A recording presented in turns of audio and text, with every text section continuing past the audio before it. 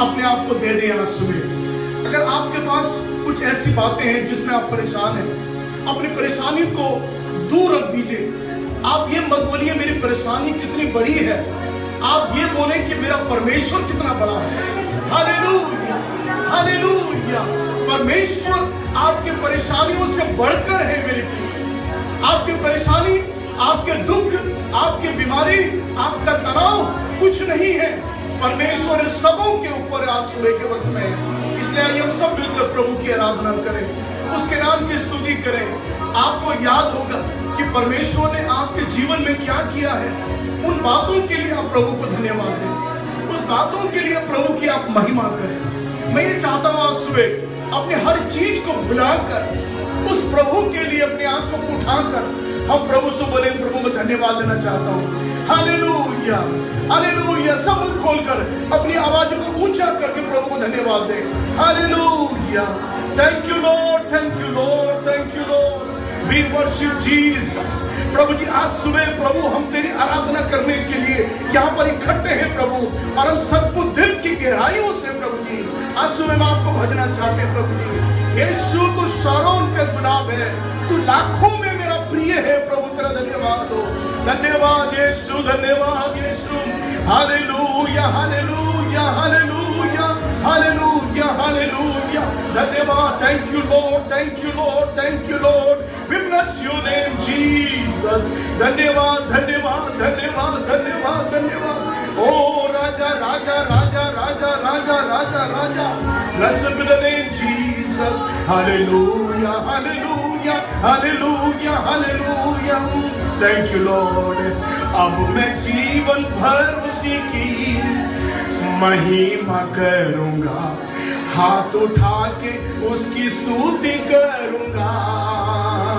यीशु के लिए जीऊंगा, यीशु के लिए जीऊंगा और उसमें मरूंगा। अब वो ही मेरी एकमात्र आशा है। Hallelujah. Thank you Lord, thank you Lord, thank you Lord. धन्य यीशु, धन्य यीशु, धन्य यीशु। तेरे नाम की महिमा हो, तेरे नाम की महिमा होने पाए Yeshu. Thank you Jesus, Jesus, Jesus.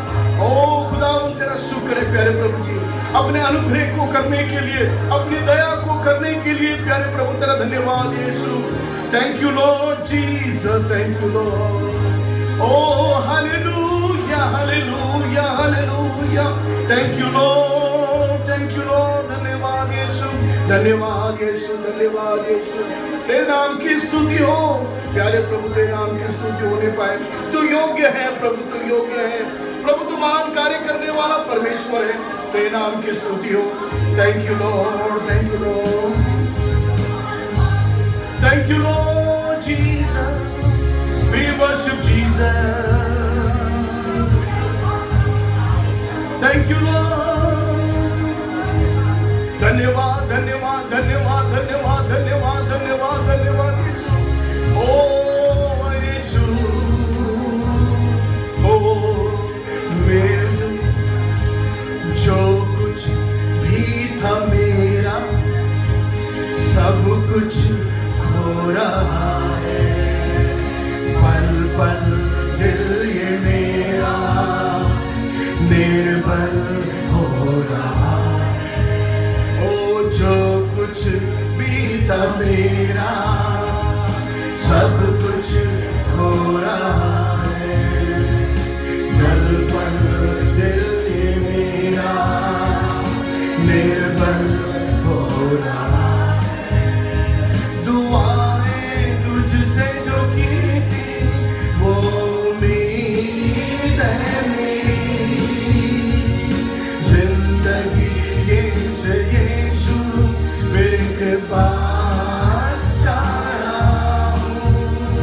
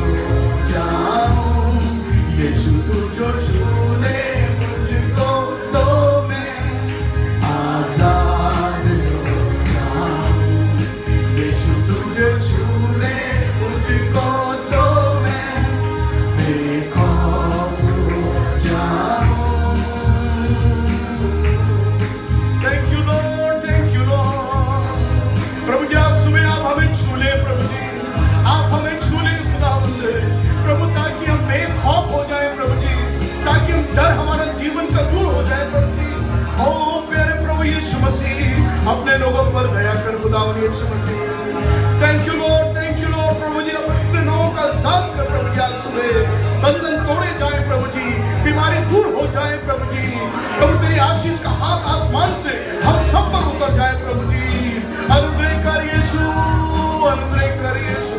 Thank you Lord, thank you Lord, तेरा शुक्र है। ओ जीसस, थैंक यू लॉर्ड। प्रशंसा हो वे प्रभु यीशु की। Thank you Lord. कितना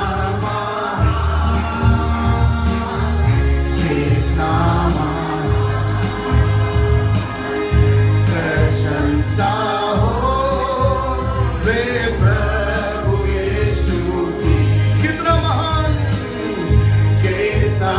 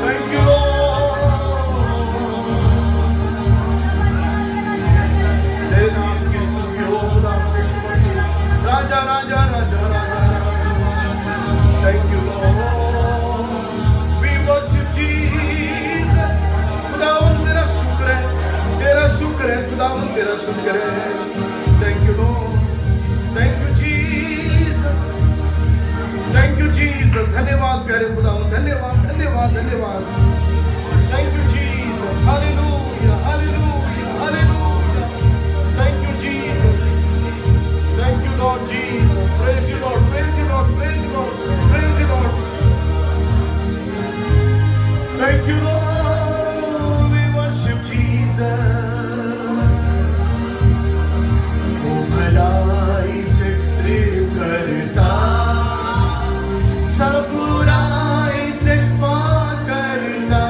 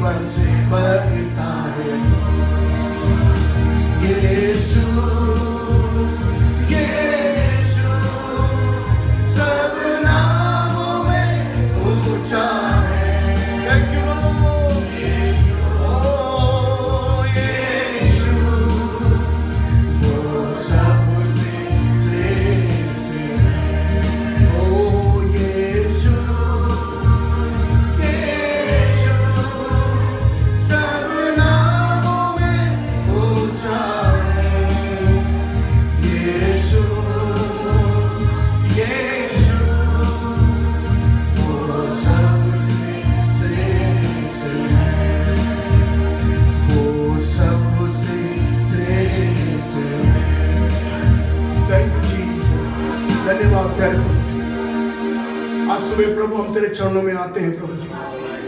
प्रभु जी हम भक्ति के साथ तेरे चरणों में आते हैं, आराधना के साथ तेरे चरणों में आते हैं, मन की गहराई के साथ प्रभु तेरे चरणों में आते हैं। प्यारे प्रभु जी हम उसको छूने के लिए हम धन्यवाद देते हैं। पिछले महीने हमारे साथ रहा प्रभु जी, इस नए महीने में हमको लाया प्रभु जी, इस पहले द्वार में हमको लेके आया प्रभु, जिसके लिए प्रभु हम आपको धन्यवाद देना चाहते हैं। प्रभु जी उपस्थित एक एक जन पर प्रभु जी तेरी आशीष का हाथ हो प्रभु जी। आप हमसे बातें करें प्रभु जी, तेरा वचन हमसे बातें करें प्रभु, तेरी उपस्थिति हमसे बातें करें, हम सब पर तेरी दया बनी रहे। प्रभु यीशु मसीह के नाम से मांगते हैं, आमीन। हम कृपया बैठ जाएं।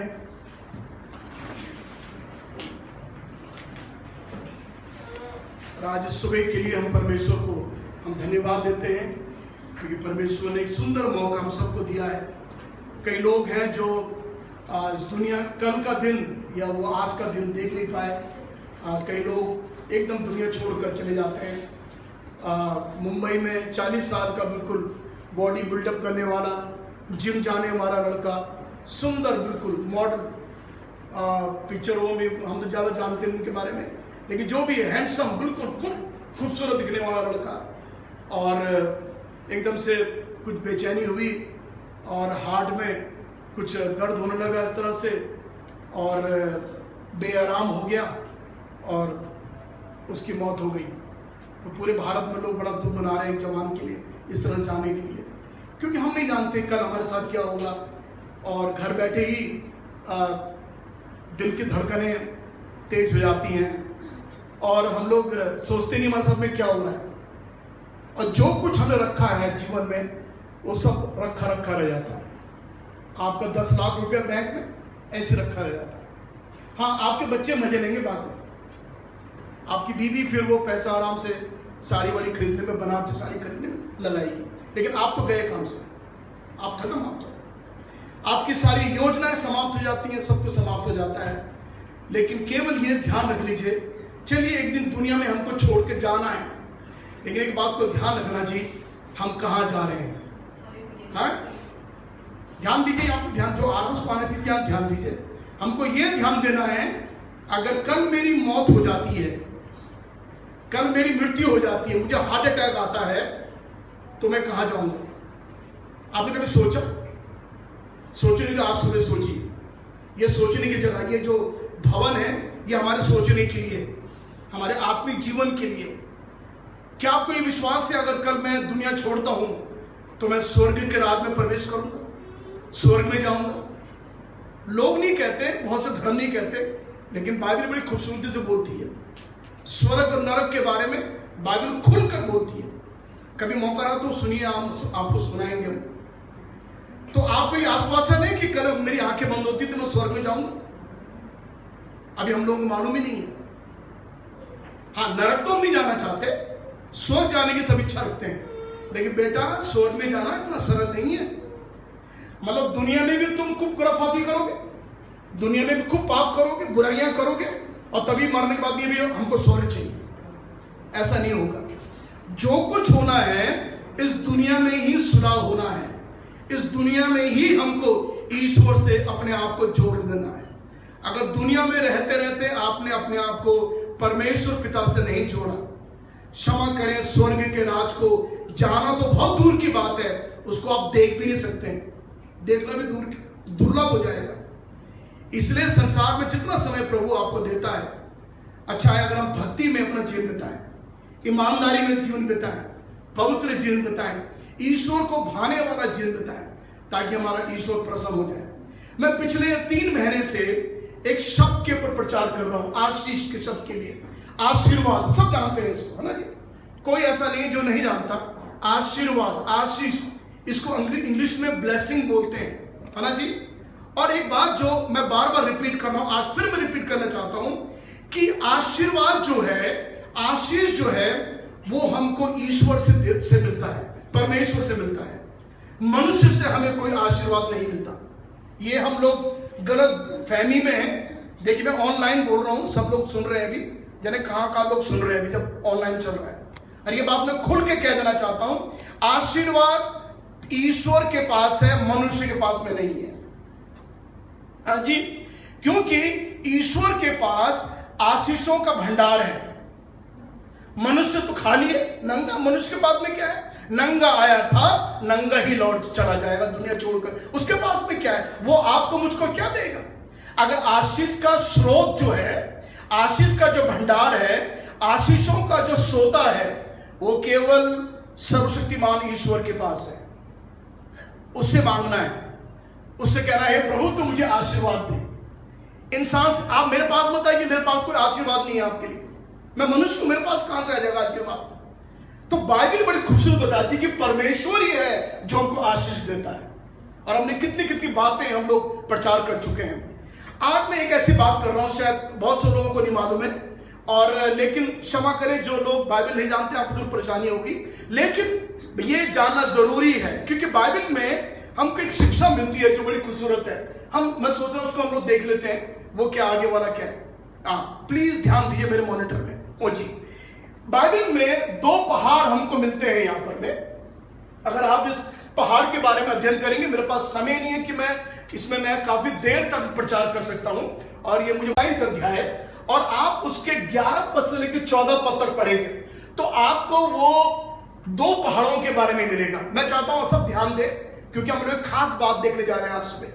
सबसे पहले एक जो पहाड़ था, देख लीजिए, इसको हम लोग गिरिजीम का पहाड़ हम उसको बोलते हैं, गिरिजीम का पहाड़ हम उसको बोलते हैं। एक दूसरा पहाड़ है, उसका नाम है एबाल। 2 पहाड़ है। इन 2 पहाड़ों का अपना मतलब है। परमेश्वर ने अपने दास मूसा से कहा, जो उसका सेवक था, उसने कहा तो इजराइल के 12 गोत्रों को बांट कर 6-6 करके, 12 गोत्र को इधर, 12 गोत्र को इधर, इनको 6-6 अलग अलग करके, इनको 6 गोत्र को एबाल के पहाड़ पर खड़ा कर दे, और 6 लोगों को, 6 गोत्रों को वो गिरिमीज के पहाड़ पर खड़ा कर दे। ये 2 पहाड़ों पे खड़ा होने को परमेश्वर ने कहा। और तब परमेश्वर ने कहा जो गिरिमीज के पहाड़ पर खड़े होंगे ये लोग आशीर्वाद देंगे केवल। बहुत ध्यान से सुनिए, ये केवल 6 जो गोत्र हैं ये आशीर्वाद देंगे। और एक बात मैं आपसे कहना चाहता हूं, परमेश्वर ने हमें आशीर्वाद देने के लिए बुलाया है। हमें किसी को श्राप देने के लिए नहीं बुलाया, तेरा बुरा हो जाए, तेरा सत्यानाश हो जाए, तेरे बच्चे गरीब हो जाएं, कितनी कितनी बुरी बुरी बातें मुंह से निकाल देते हैं ना। कई बार गुस्से में हम कह देते हैं, हम पड़ोसियों को कई बार कहते हैं इसका तो सत्यानाश हो जाए, इसका एक्सीडेंट हो जाए। ये सारी बातें आप मुंह से कभी मत निकालिए, क्योंकि अगर आप मुंह से निकालेंगे हो सकता है ये आपके साथ ना हो जाए। बेचारा उसको मालूम नहीं है, माना आप पड़ोसी को गाली दे रहे हैं तो उसके बेचारे को क्या मालूम आप गाली दे रहे हैं, क्या बोल रहे हैं उसके बारे में। कभी किसी के बारे में बुरा ना बोले। तो परमेश्वर ने 6 गोत्र के लोगों को आशीर्वाद देने के लिए खड़ा किया हुआ है।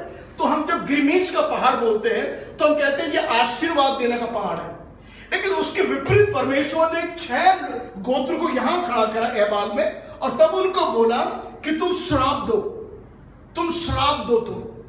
और श्राप आपको बाइबल में लिखे, जब व्यवस्था विवरण का 27 अध्याय पढ़ेंगे और उसका 28 अध्याय पढ़ेंगे, बहुत ध्यान से सुनिए, तो वहां पर केवल 14 आशीर्वाद है, केवल 14 आशीर्वाद देने हैं और 54 श्राप है। हाँ जी, ध्यान दीजिए यहां पर कितने आशीर्वाद कितने हैं? केवल 14 है, ज्यादा नहीं है। और श्राप कितने हैं? ज्यादा कौन से हैं? श्राप ज्यादा है ना जी।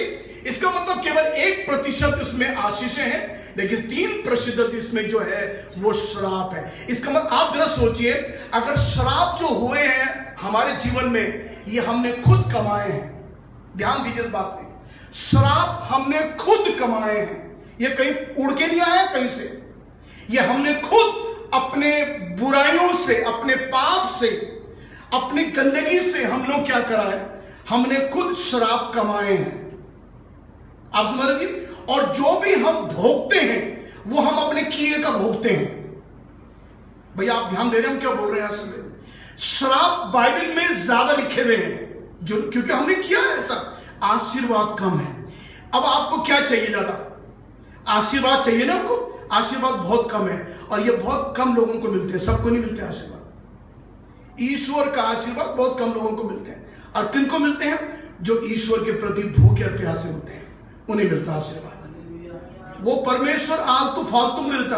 अब मैं कितना भी किसी को बोलूंगा बेटा मैं तुझे आशीर्वाद देता हूं, मेरे कहने से कुछ भी नहीं होने वाला, नहीं एक भी इतना भी नहीं होगा उसके जीवन में। पर यदि स्वर्ग से परमेश्वर उसको आशीर्वाद देगा तो उस आशीर्वाद को आप रोक नहीं सकते, है ना जी।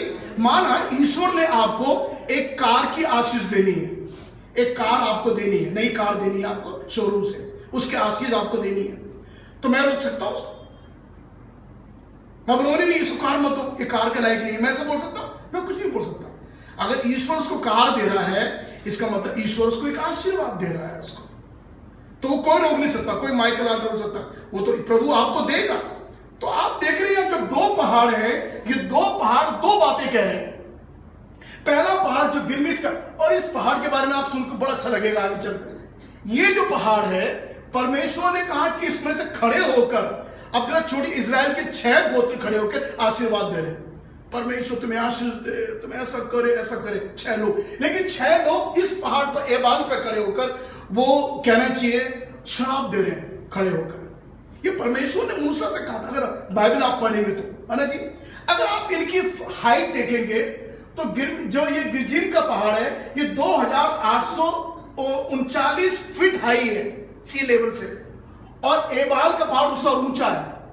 देखो श्राप का पहाड़ ऊंचा है, आप देख रहे हैं, आशीर्वाद का पहाड़ नीचे है, श्राप का पहाड़ ऊंचा है, पाप ऊंचा है दुनिया में, श्राप ऊंचा है, हर तरह की गंदगी संसार में ऊंची है, हाँ जी, हर तरह का अपराध ऊंचा है, व्यभिचार ऊंचा है, व्यभिचार जितना पोर्न सिस्टम दुनिया में है आप देखिए, तमाम कितनी गंदगी भरी हुई तमाम जगहों में, ये सब ऊंचा है, चरम सीमा में है, ऊंचे पहाड़ के समान दुनिया में पड़ा हुआ है। लेकिन आशीर्वाद क्या है? आशीर्वाद छोटा है। आज लोग क्या कर रहे हैं, इस पहाड़ पे ना जाकर लोग इस पहाड़ पे ज्यादा जा रहे हैं, और इसलिए कई परिवारों में आशीर्वाद नहीं है, घर में आशीर्वाद नहीं है, बच्चे कहना नहीं मानते, लड़कियां हाथ से निकल रही हैं, लड़के हाथ से निकल रहे हैं, घर में बुरे हाल है, माँ बाप झगड़ा करते हैं, माँ बाप में तलाक है बीच में आपस में लोगों के, बीवी साहब में किसी की भाग गई है, कोई कहां रह रहा है, ये सब क्या है? ये आशीर्वाद है? आशीर्वाद है? ये सारे श्राप है। आप सोचते हैं बहुत अच्छी बात है, अमेरिका में ऐसा लोग करते हैं, एक बीवी छोड़ दूसरी कर ली, उससे एक लड़की है, उस वाली से 2 बच्चे हैं, तीसरी वाली से 4 बच्चे हैं, और वहां का ये कस्टम है, कल्चर है वहां का, वहां बुरा नहीं मानते लोग। अगर आपने कह दिया तो आपको बुरा बोलेंगे लोग। तो देखो लोग पाप को कितना प्रोत्साहन करते हैं, बुराइयों को। अगर आप उनको बुरा बोलेंगे तो वो बुरा मानेंगे, लेकिन दरअसल क्या है, ये बात है ही बुरी, क्योंकि ये श्राप की बात है। ईश्वर के द्वारा बनाया हुआ संविधान सब मनुष्य के लिए बराबर है। अगर हम उसको बिगाड़ देते हैं हम श्रापित गिने जाते हैं, है ना जी। तो परमेश्वर ने देखो हमारे लिए ब्लेसिंग का पहाड़ बनाया हुआ है, और परमेश्वर ने कहा एक श्राप का। क्या कौन सी चीज हमें चाहिए? और एक इतवार में आप जरूर आए, जब मैं श्राप की गिनती शुरू करूंगा और मैं आशीर्वाद की गिनती शुरू करूंगा, एक के बाद एक आपके कान खड़े हो जाएंगे। हमारा श्राप में क्या है? परमेश्वर कह रहा है मैं तुम्हें पागल कर दूंगा मैं तुमको अंधा कर दूंगा। बताइए आप, है ना जी। कैसे लिखा हुआ है, तू दफनाया जाएगा, तुझे को मिट्टी देने वाला नहीं होगा। अगर आप श्राप की गिनती शुरू करो, एक इतवार में जिस दिन मैं श्राप आशीर्वाद को लूंगा उस दिन आप जरूर आए, क्योंकि आप खास बात सुनने जा रहे हैं। और मेरा ये टॉपिक 3 महीने से प्रचार कर रहा हूं, अब ये चल रहा है कंटिन्यूसली, लगातार चल रहा है। ओके, तो 2 पहाड़ है। एक बड़ी खूबसूरत बात है दोनों पहाड़ों की, ये दोनों पहाड़ सामरिया में है। सामरिया आप जानते हैं, सामरिया वो जगह थी जहां प्रभु यीशु मसीह कुएं पे आके बैठ गया था। एक सामरी स्त्री आई, उस सामरी स्त्री ने प्रभु यीशु से वार्तालाप करी, हम सब जानते हैं इस बात को। तो सामरिया की, और मैं बता दूं आपको, हम लोग यहां जा चुके हैं, यहीं पर एक कुआं है, और यहीं पर, तो ये सामरिया का गांव है यारा, और ये 2 पहाड़ ऐसे बने हुए हैं। अगर आप यहां पर कुएं के पास खड़े होंगे और ऐसे आप आंखें उठाएंगे, मैंने आंखें उठाई, मैंने देखा तो ये गिरमिश का पहाड़ दिखाई देता है, ऊंचा पहाड़ दिखाई देता है। ये 2 जो चीजें हैं, ये 2 बातों को प्रस्तुत कर रही हैं हमारे लिए, आशीर्वाद या श्राप, 2 बातें यहां पर हैं। ओके, ये जो अगर आप इसमें इस माउंट जो यहां पर ब्लेसिंग का आशीर्वाद का पहाड़ है, इसमें एक मंदिर था। सुनिए, इसमें एक मंदिर था। अगर उस मंदिर की तस्वीर हम देखना तो देख, ये मंदिर था। और मैं एक बड़ी खास बात आपको बताने जा रहा हूं। मैं ये जो मंदिर था गिरजीम के पहाड़ पर, सुनिए, जो बाइबल पढ़ने वाले लोग हैं, ये वही मंदिर था जिस मंदिर में सामरिया के लोग आराधना करते थे। और इसी मंदिर के लिए सामरी स्त्री ने कुएं में बैठकर प्रभु यीशु से कहा, तुम यहूदी कहते हैं कि यरूशलेम आराधना की जगह है, लेकिन हमारे बाप दादाओं ने इस पहाड़ पर आराधना करी। तो वो गिरजीम का पहाड़ था। गिरजीम का पहाड़ जहां पर वो सामरी स्त्री, पापी स्त्री, गंदी स्त्री, घिनौनी स्त्री, 4 पति कर चुकी है, वो कह रही है कि हमारे बाप दादाओं ने इस मंदिर में आराधना करी। और ये बिल्कुल सही फोटो है, ये रियल फोटो है। ये ऐसे काल्पनिक नहीं है। ये टूट चुका। बाद में एक एम्परर आया, उसने सारा मंदिर तोड़ दिया कुछ समय के बाद में। ओके, हम उस बात में नहीं जा रहे, वो अपना इशू है। तो इस पहाड़ के लिए ही वो सामरी स्त्री प्रभु यीशु से बड़े घमंड से कह रही थी, तुम लोग कहते हो कि यरूशलेम में आराधना करना चाहिए, लेकिन हम सामरी लोग तो भैया इस आराधना करते हैं क्योंकि हमारे पुरखाओं ने इस मंदिर को हमको दिया है। ये वही मंदिर है जो सामरिया के गिरजीम पहाड़ के ऊपर बना हुआ है। आप जानते हैं मंदिर क्यों बनाया उन्होंने? इसलिए बनाया क्योंकि एक जमाने में परमेश्वर ने मूसा से कहा था, इस पर छह गोत्र जो हैं वो खड़े होकर आशीर्वाद दें। और ये वही स्पॉट है जहां पर इजराइल के 6 गोत्र खड़े होकर आशीर्वाद दिया परमेश्वर के लोगों को। और देखिए, एक वही कारण से है आज परमेश्वर ने इजराइल को आशीष दी है। इसी कारण से, क्योंकि परमेश्वर ने उन लोगों को आशीर्वाद देने के लिए बुलाया था। बाइबल में पतरस कहता है, पहले पतरस की पत्री में, कि तुम आशीष के वारिस होने के लिए बुलाए गए हो। हमको बुलाया गया है। काहे के लिए? लोगों को गाली देने के लिए नहीं बुलाया। अगर आप गाली देते हैं तो बाइबल में यह घिनौना अपराध है। और लिखा बाइबल में, गाली देने वाले परमेश्वर के राज्य में कभी प्रवेश नहीं करेंगे। किसी का बुरा करना, किसी की आलोचना करना, ये सारे श्राप की जो बातें हैं, इनको मुंह से निकाले। उसके बनस्पत आप क्या करो? लोगों को आशीर्वाद दो, है ना जी। और इसकी बेटी को धन्य है, इसके बच्चे आशीर्वाद पाए, इनके घर में सब कुछ संपन्न हो, बहुत शांतिपूर्वक, सारी बात अच्छी अच्छी बात मुंह से निकाले। इसलिए बाइबल में बात और लिखी हुई है कि तुम्हारी बातों में अनुग्रह भरा हुआ हो, अनुग्रह की बातें हो, है ना जी, दया की बातें हो। ओके, तो ये आप देख रहे हैं, ये 2 जो पहाड़ हम बता रहे थे, क्यों दोबारा हम पीछे जाएं? ओके, दोबारा हम जाए इसमें। तो सामरिया में ये पहाड़ जो था, सामरिया के अंदर के 2 जो पहाड़ थे, दो पहाड़ अपने अलग अलग बात बताते हैं। हम आगे चलते हैं इसको लेकर 3 नंबर में। आइए हम लोग तीसरे पहाड़ पर आते हैं जो इजराइल में है। वो तीसरा पहाड़ है गोलगथा। और ये सचमुच में वो जगह है, वो ऊपर देख रहे हैं आप, वहां पर वो तारबाड़ हो रखा, वो एंगल से बंद हो रखा, यहीं पर प्रभु यीशु मसीह क्रूस पर मार डाला गया था। ये बिल्कुल रियल तस्वीर है, ये बनाई हुई तस्वीर नहीं है, काल्पनिक नहीं है। इसीलिए बाद में रोमन्स ने इस जगह को बांध दिया था तारबाड़ से, यहां कोई जा नहीं सकता। ये ऊंचे में, काफी ऊंचे पर है, ये तस्वीर ऐसे ली गई है। तो ये वो पहाड़ है जिसको गोलगथा का पहाड़ बोलते हैं। इसको आरामी में गोलगथा बोलते हैं, और कैलवरी जो बोलते हैं लतीनी भाषा में बोलते हैं। और इसका एक ही मतलब है, वो है खोपड़ी। खोपड़ी, क्योंकि यहां पर उस समय में रोमन्स लोगों को मारते थे, क्रूस पर टांग दिया करते थे, जगह का नाम। तो आप देख रहे, एक ये पहाड़ है, आपने देखा, एक ब्लेसिंग का पहाड़ है, गिरजीम का पहाड़, दूसरा एबाल का पहाड़ जो है वो श्राप के लिए है, और तीसरा ये जो पहाड़ है, मालूम कौन काय के लिए? हम टैप करेंगे इसको, ये छुटकारे का पहाड़ है। हालेलुया।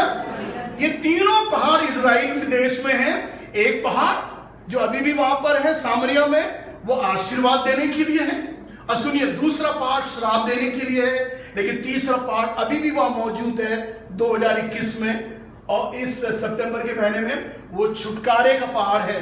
कि अगर हम सचमुच में प्रभु यीशु पर विश्वास करते हैं, हमारे जीवन का छुटकारा होता है। और सुनिए, सबसे बड़ी आशीष हमें मालूम कब मिलती है? अब मैं आपको एक पद देने जा रहा हूं, बहुत सीक्रेट बाइबल का पद। देखिए हम टैप करें, देखेंगे क्या लिखा हुआ है यहाँ पर में। ओके, कोई जना पढ़े मेहरबानी करके उसको। हाँ जी। मैं तुम्हारा उद्धार करूंगा, हाँ जी, और तुम आशीष के कारण होंगे। हालेलुया। मैं तुम्हारा उद्धार करूंगा और तुम किसके कारण बन जाओगे? आशीष के कारण बन जाओगे। सुनिए, आप कभी भी आशीष पाए हुए व्यक्ति नहीं हो सकते हैं जब तक आपका छुटकारा ना हो, जब तक आपका उद्धार ना हो। उद्धार होना जरूरी है, हमारे आत्मा का उद्धार होना जरूरी है। जब तक हमारा आत्मा का उद्धार नहीं होगा हमें आशीष नहीं मिलेगी। तो उद्धार क्या करता है? उद्धार आपके लिए आशीष लेके आता है। समझ रहे हैं आप?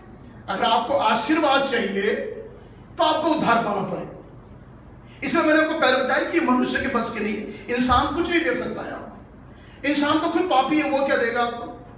लेकिन इसीलिए उद्धार की जो प्रतिक्रिया है, उद्धार का जो सारा कार्य है, वो परमेश्वर की ओर से हमारे जीवन में होता है। और जब हमको उद्धार मिलेगा उसका आउटकम ये होगा कि परमेश्वर हमें आशीष देगा। तो अगर हमने उद्धार नहीं पाया तो क्षमा करें, चाहे कोई भी हो, कोई भी इंसान हो, कोई भी स्त्री पुरुष हो। अगर आपने उद्धार नहीं पाया है, आपके आत्मा का उद्धार नहीं हुआ है अब तक, इसका मतलब ईश्वर का आशीर्वाद आपके पर नहीं है। अब आप बोलते रहो, जितना बोलते रहो, जितना गला खोल खोल के बोलते रहो, कोई फर्क किसी पे नहीं पड़ने जा रहा है। परमेश्वर जानता है मैंने किसको आशीष दी है और किस पर श्राप है। अब एक खास बात है, जब हम लोग उद्धार पा लेते हैं और आशीष के हम हकदार बन जाते हैं, आशीष आने पर श्राप भाग जाता है हमारे जीवन से। हालेलुया। ये श्राप सारा मिट जाएगा, श्राप सारा दूर हो जाएगा।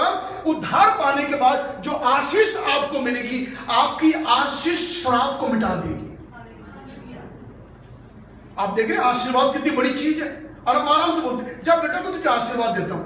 अबे तू क्या देगा आशीर्वाद? अपने आप को सवाल पहले दो। मेरे पास कई लोग आते हैं यहाँ पर, मैं बहुत से। एक बार बहुत एक बुजुर्ग ने मेरे पर हाथ रखने की कोशिश करी। वो हाथ रख रहे, मैंने क्या कर रहे हैं आप? कि मैं तुम आशीर्वाद दे रहे? मैंने कहा जेब में रखो हाथ उसको, आप मुझको आशीर्वाद मत दो। मैं आशीषित हूं, ये मेरे परमेश्वर ने मेरे लिए कर दिया है। मुझे आपका, तुम क्या दोगे? एक सिगरेट पीने वाला, एक ये करने वाला, एक दारू पीने वाला, झूठ बोलने वाला, मक्कार आदमी, फरेबी आदमी, चाहे कोई भी हो, वो आपको आशीर्वाद क्या देगा?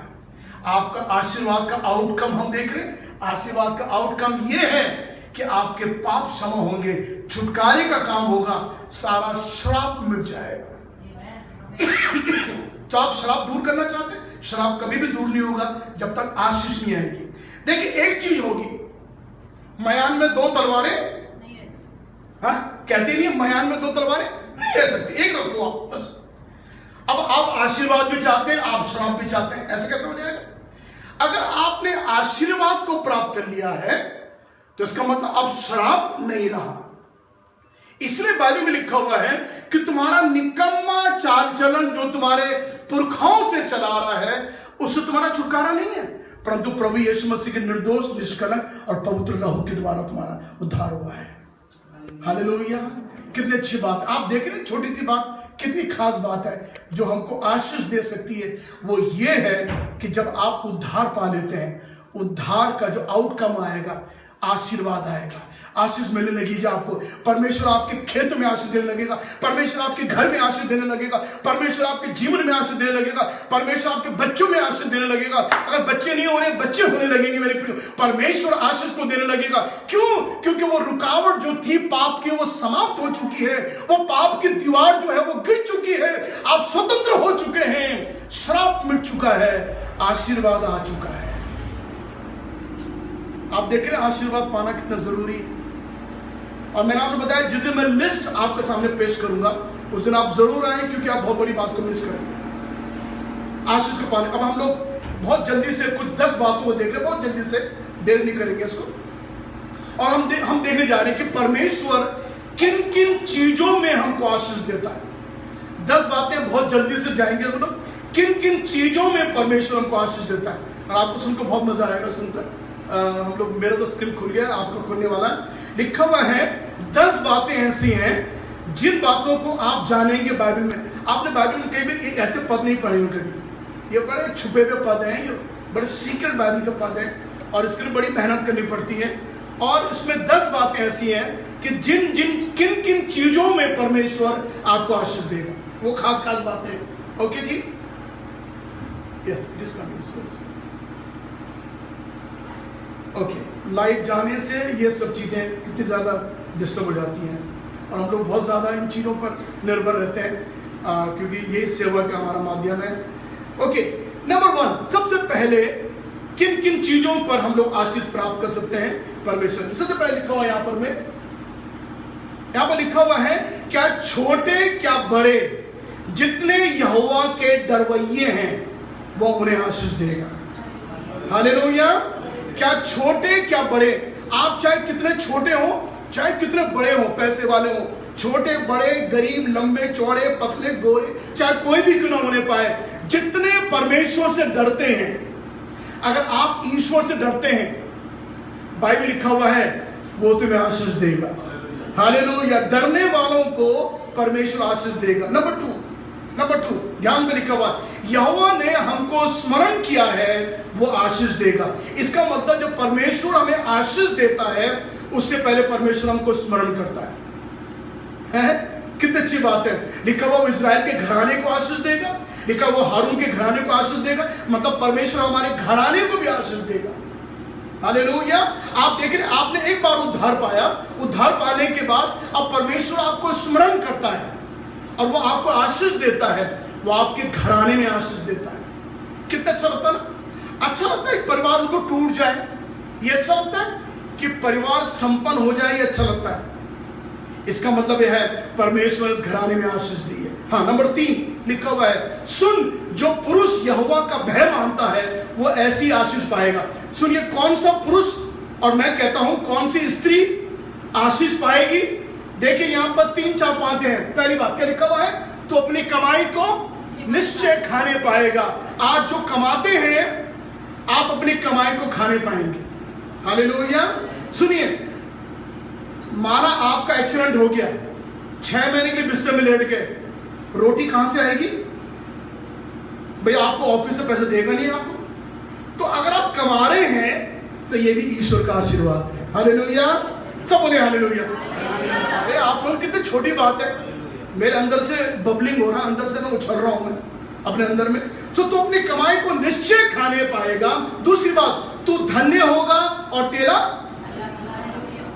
यह है आशीर्वाद, है ना जी। तीसरी बात, तेरे घर के भीतर तेरी स्त्री, आहा, बाइबल में लिखा हुआ है भली स्त्री कौन प्राप्त करता है? वो जो परमेश्वर का भय मानता है। जो झगड़ने वाली स्त्री, लड़ने वाली स्त्री, परिवार को अलग करने वाली स्त्री, ऐसी स्त्री प्रभु नहीं देता।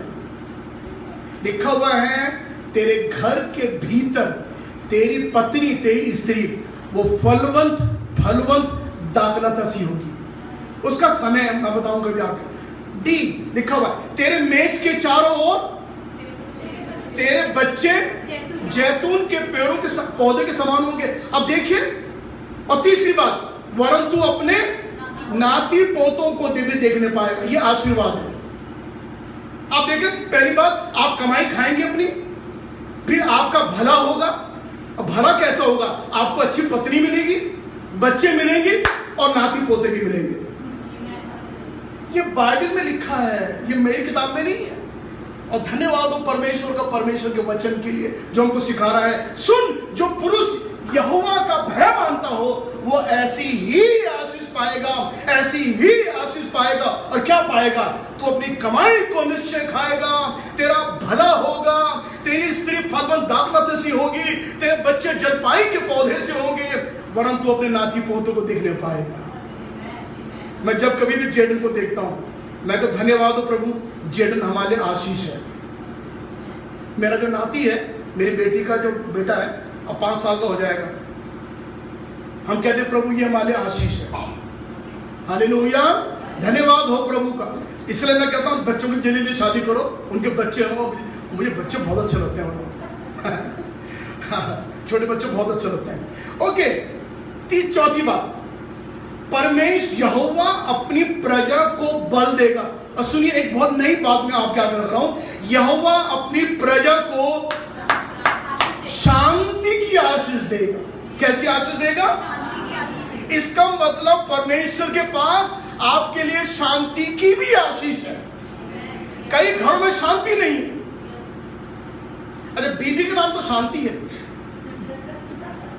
कई पत्नियों का नाम शांति होता है और शांति शांति करके बोलते हैं, लेकिन जिस घर में ऐसी शांति होती है वो घर हमेशा अशांत रहता है। आप समझ रहे?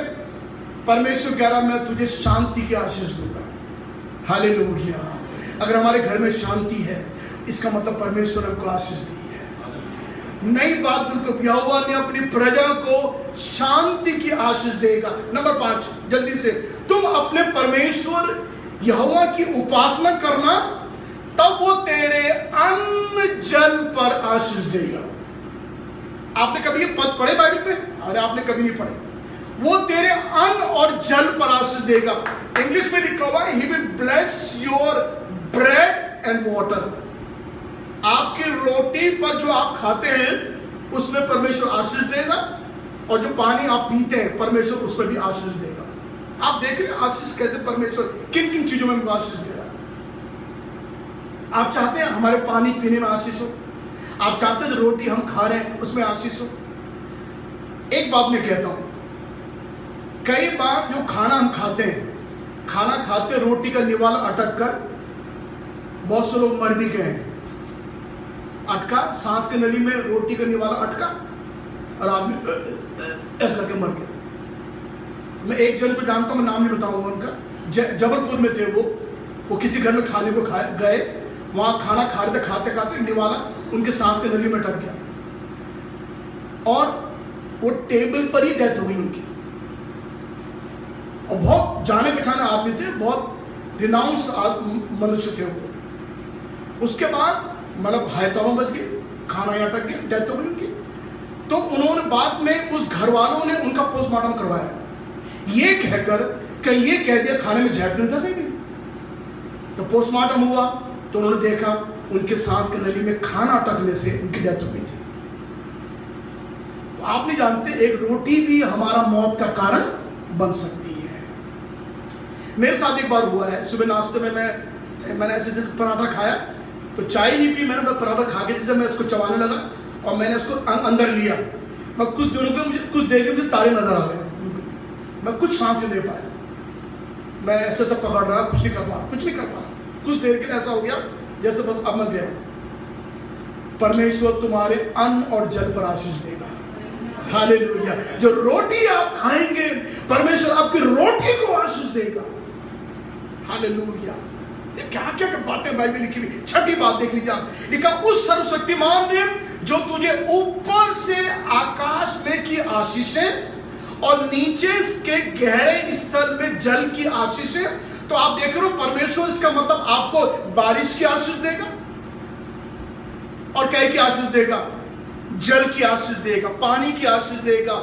जो समुद्र परमेश्वर ने आपको दिए, जो नदियां आपको परमेश्वर ने दिए, जो तालाब परमेश्वर ने आपको दिए, जो कुएं परमेश्वर ने आपको दिए, परमेश्वर तमाम चीजों की आशीष देगा आपको। आपके कुएं सूखे नहीं होंगे, आपकी नदियां सूखेंगे नहीं, परमेश्वर आशीष देगा। और सुनिए बहुत इंटरेस्टिंग बात, और तब बाइबल में लिखा हुआ है, ये पद मैंने आपके दिन कहा था ना, मैं बताऊंगा आपको। और परमेश्वर तुम्हारे स्तनों को और गर्भ की आंख को आशीष देगा। तब मैं कह रहा प्रभु ये स्तन क्यों आए बाइबल में, है ना जी? और हम सब जानते हैं हम माँ का दूध पी के बड़े होते हैं। हमारी माँ हमें पालती पोसती, अपना दूध पिलाती है। तो इसका मतलब अगर परमेश्वर हमारी माँ के स्तनों को आशीष देगा, आप जानते हो क्यों देगा?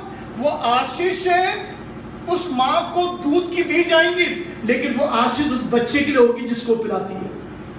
इसका मतलब अगर ये माँ हमको दूध पिलाती है, वो हमारे आशीष गिनी जाएगी। हालेलुया, धन्यवाद। देखो बाइबल कितनी खूबसूरत बात और कितनी पवित्र बात बोलती है। परमेश्वर हमारी माँ के स्तन को भी आशीष देगा। कभी आपने सुना, कभी आप कितने साल से क्रिश्चियन को मालूम चला बाइबल में ये भी कहता परमेश्वर हमारी माँ के दूध को भी आशीष देगा जो हम पीते हैं, और वो दूध हमारा है।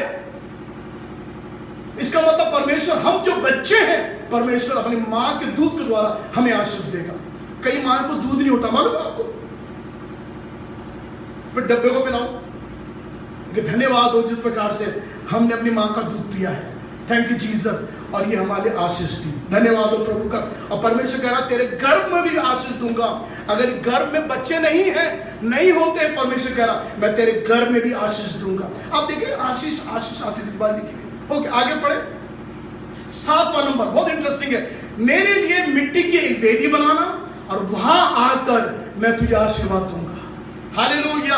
इसका मतलब जब आप पर मैं एक आराधना की वेदी बनाते हैं, प्रार्थना की वेदी बनाते हैं, स्तुति की वेदी बनाते हैं, तब परमेश्वर उस वेदी पर आकर हमें आशीष देता है। हालेलुया। धन्यवाद हो प्रभु का। इसका मतलब आपकी आराधना नहीं होती, वो एक वेदी होती है। आपकी प्रार्थना नहीं होती, वो एक वेदी होती है, जिसमें जब आप प्रभु के लिए करेंगे ऐसा, तो परमेश्वर उसमें आपको आकर, लिखा हुआ है वहां आकर, परमेश्वर कह रहा मैं आई विल विजिट यू, मैं विजिट करूंगा तेरी वेदी के पास। जब तू प्रार्थना करेगा, तेरी प्रार्थना के सामने मैं विजिट करूंगा। जब तू उपासना करेगा, मैं उसके सामने विजिट करूंगा, और मैं स्वर्ग से आकर तुझे आशीर्वाद दूंगा। कौन सा शास्त्रों में लिखा हुआ है ऐसा कि ईश्वर आकर आपको आशीर्वाद देगा? मनुष्य नहीं देता हमको, ईश्वर देता। 8वीं बात लिखा हुआ है, वो यहोवा की ओर से आशीष पाएगा। कौन पाएगा आशीर्वाद? 2 बातें लिखी, जिनके काम निर्दोष और हृदय क्या है? शुद्ध हैं, वो आशीष पाएंगे। जिनके हृदय शुद्ध है वो आशीष पाएंगे, और जिनके काम निर्दोष है। दूसरी बात, जिन्होंने अपने मन को व्यर्थ बात की ओर नहीं लगाया और ना कपट से शपथ खाई है। जिन्होंने अपने मन को व्यर्थ बात की ओर नहीं लगाया। उस घर में क्या हो रहा है? उस घर में हम देखो, आज वो लोग कार लिया है, जाने कहां से लिया है कार? कितनी कमाई होगी पता है? लोग अपने घर में बैठ के पड़ोसी की बुराई कर रहे बैठे, कितनी कमाई होगी? 10,000 कमा, 10,000 में कार, अरे बाप रे बाप, कार कैसे आ गई इनके पास? हाँ। और आज मैंने उसकी बीवी को चमकती साड़ी पहना, ये साड़ी कहां से लाई होगी? किस दुकान से लाई होगी साड़ी? और घर में बैठे हमारे बिल्कुल ऐसे ही घर बैठे परेशान होते रहते हैं। वो बेचारे ठीक हैं जिनके बारे में हम कह रहे हैं वो ठीक है, हम परेशान हो रहे हैं घर में बैठे बैठे। कहां से लाए, क्या करें? उनका लड़का तो आजकल उसके रेलवे के उसमें जा रहा है, और वो बैंक के नौकरी में जा रहा है, बड़े घूम रहे हैं, बड़े नौकरी कर रहे हैं आजकल। तो ऐसे लोग बातें करते हैं जिनका मन व्यर्थ बात की ओर नहीं लगता, वे परमेश्वर के आशीष को पाएंगे। हालेलुया। जिनके काम निर्दोष और जिनके हृदय शुद्ध है। 9वीं बात, हाँ जी, सीधे लोगों की संतान आशीष पाएंगे। इतना मोटा आपको हिंदी नहीं आती? आप फारसी जानते हैं, उर्दू जानते हैं, क्या जानते हैं? क्या लिखा हुआ है? सीधे लोगों की संतान आशीष पाएंगे। सब बोले हालेलुया। अगर आप प्रभु की दृष्टि में सीधे साधे हैं, टेढ़े टाढ़े नहीं है, सांप की तरह नहीं चलने वाले लोग नहीं, ऐसे चलने वालों को ईश्वर पसंद नहीं करता। जब आप सीधा जीवन व्यतीत करते हैं, लिखा हुआ है सीधे लोगों की संतान जो है वो आशीष पाएगी। अगर आप पर में सीधे हैं, उसका प्रभाव हमारे बच्चों पर आएगा। परमेश्वर हमारे बच्चों को आशीष देगा, हमारे बच्चों को आशीष देगा। कि परमेश्वर ने अगर आपको आशीष देना शुरू कर दिया तो आपके बच्चों को नहीं छोड़ेगा। हालेलुया। हमारे संतान आशीष पाएंगी। और 10वीं बात, आखिरी बात लिखा हुआ है, बड़ी इंटरेस्टिंग बात है, सब प्रकार की सबसे पहली उपज और सब प्रकार की उठाई हुई वस्तु तुम उठाकर चढ़ाओ, याजकों को मिला करे, और नए अन्न का पहला गुंधा हुआ आटा याजक को दिया जाए। बाइबल में लिखा हुआ है, जो पादरी लोग होते हैं ना, पादरी बहुत गंदा शब्द है, जितने सेवक होते हैं, जो पासवान होते हैं, जो पास्टर्स होते हैं, सेवक लोग जो होते हैं, उनके लिए बाइबल में लिखा हुआ है, अपना पहला दो, अनाज का जो पहला हिस्सा है वो दो, तुम दो। इतना ही नहीं, जब आपने गेहूं बो दिया, गेहूं काट लिया, गेहूं का आपने पीस लिया, उसका आटा बना लिया, गुंधा हुआ आटा भी याजक को दे दो। गुंधा हुआ आटा याजक को जो पासवान है उसका घर पहुंचा दो। और जब तुम ऐसा करोगे, देखो, जिससे तुम लोगों के घर में हालेलुया। कितनी अच्छी बात है। जब तुम अपने खेत का पहला हिस्सा पास्टर को लाके दोगे, सेवक को लाके दोगे, और अपना गुंदा हुआ आटा, पहले गेहूं का आटा जब आप प्रभु के दास को लाके दोगे, बाइबल कहती है जिससे तुम लोगों के घरों में आशीष हो। और मुझे अच्छी तरह याद है, मैं जब अक्सर मैं बोलता हूं कि मेरे जो फ्रेंड है दक्षिण भारत में, वो उनके घर में, किसी घर में अगर बिरयानी बनती है तो वो बिरयानी का पहले एक डब्बे में लाकर और थैले में उनके घर के आगे टांग देते हैं। बताइए, और ऐसे ऐसे करके कितना खाना लटका रहता है घर में उनके।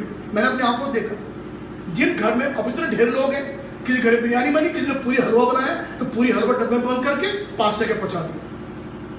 शाम को जब वो लौटते हैं विजिट करके, तो थैले टंगे हुए मिलते हैं वहां ढेर सारे, किसी में बिरयानी, किसी में पूरी हलवा, किसी में खीर, किसी में कुछ, इतना ढेर। शाम को आराम से खा लेते हैं वो लोग, परिवार खा लेता है उनका।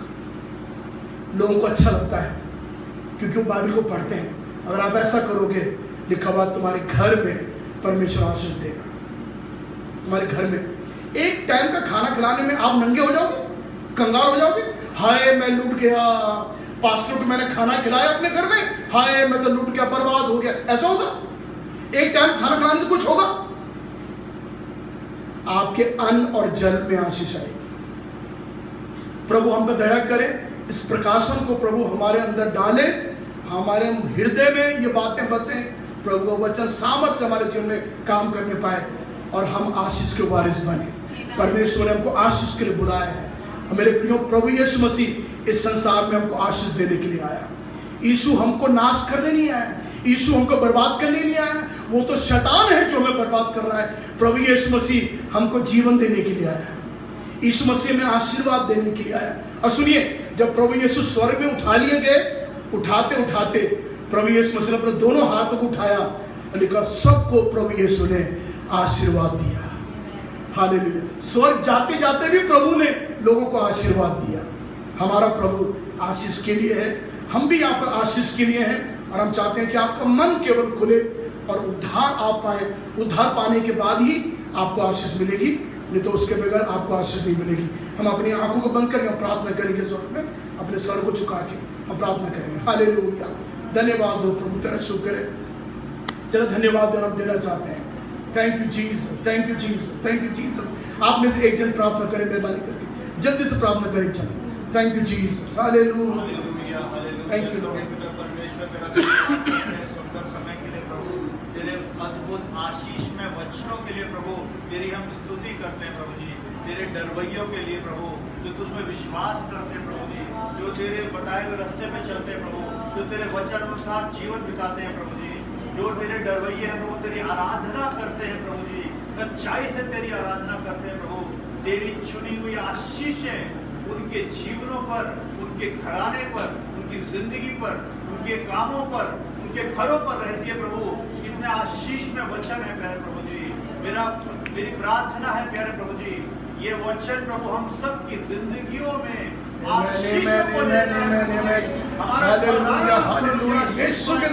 हमारे बच्चे प्रभु जी, हमारे वंश प्रभु जी आशीष पाए।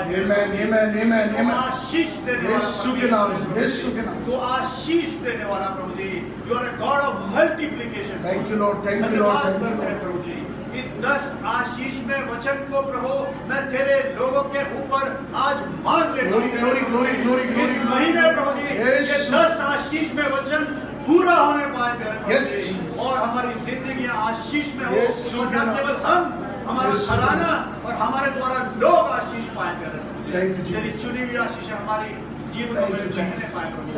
धन्यवाद देता हूँ प्रभु जी, आज महिमा सम्मान सब तुझे देते हुए यीशु मसीह के नाम से इस प्रार्थना को मांगता हूँ।